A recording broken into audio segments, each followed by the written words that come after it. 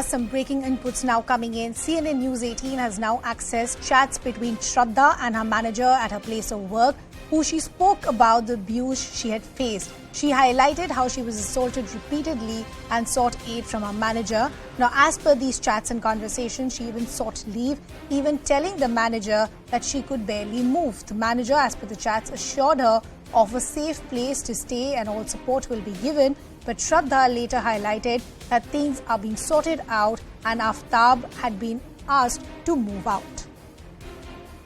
So chats indicate that there was a pattern of abuse. Shraddha had been abused in the past. She'd even spoken about this abuse to her manager. She had sought help. The manager had assured of all possible support, but later Shraddha said that things are being sorted out with Aftab.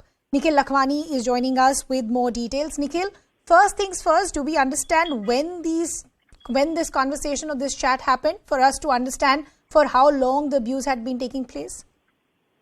Well, as far as what we can see in the chats, these are the chats of the dated 24 November and the year was 2020. So these were the chats which were exchanged between Shraddha, who is now deceased person, now killed her boyfriend, and also between the manager of Shraddha, where she was supposedly working.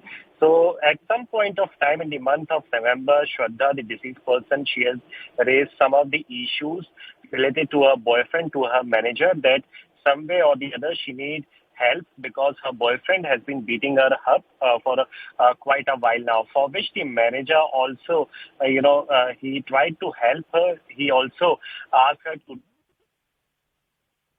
women who usually help in these kind of matters. So it is clearly evident with these kind of chats that how there was this long time and she was being harassed, when she was being assaulted, yet she was not moving out of that toxic relationship. So it's also a responsibility for an individual to get out of the relationship if these kind of activities took place. So many of the red flags, as suggested, as evident in the chats, were already raised back in the year 2020, but nothing in that sort of major action was taken by Shraddha, the deceased person. But sure. Now what we can see Nikhil, is that as you're rightly pointing out, there is a pattern that is emerged, and if this dates back to 2020, we could only imagine what has happened in the years that followed. But in this conversation that she has had, or this chat that she has had with the manager is assured of all possible help. Any conversation or chat that suggests that possibly she wanted to, file a complaint with the police as well?